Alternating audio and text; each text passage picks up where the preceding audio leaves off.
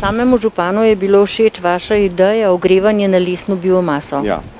Toplarna na biomaso se nekako sama po sebi ponuja. V Tržiču imamo veliko bogatstvo gozdov, veliko tega lesa se skozi Tržič odpelje nekam drugam. Žal ga ne predelujemo več v Tržiču, zelo malo imamo mizarskih delavnic, žag in tako naprej.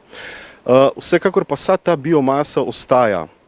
Ko se teh lodij očistijo, je veliko biomase, ki nekako zgnije tukaj, namesto da bi zgradili eno toplarno na biomaso in to uporabili kot naš osnovni energent za ogrevanje. No, ena izmed drugih idej pa je bilo razmišljanje za filmski studio. Ja, seveda, manjka se nam nekih drznih idej, nekih vizij, toplarna na biomaso, sem že rekel, se sama ponuja. Filmski studio je pa že neka nadgradnja, nekaj, kar se zdi mogoče na prvi pogled neka znanstvena fantastika, nekaj kar nenavadnega, ampak ima neke osnove, neke temelje. Filmski studio bi iz stališča Tržičana ponudil mojim someščanom nova delovna mesta, ki jih potrebujemo.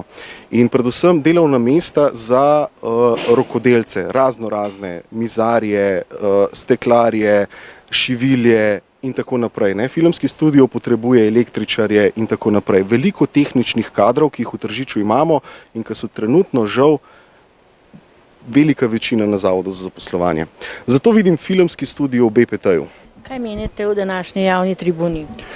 Mislim, da je pokazala to, da ideje so, da se marsikdo zaveda, da imamo to odgovornost, da marsikdo tukaj vidi priložnost, da pa so politične razlike velike, da sedanja oblast ne razume, da je ta prostor treba, da mora občina urejati ta prostor, da je občina za to odgovorna in da mora za to namenjati tudi proračunska sredstva.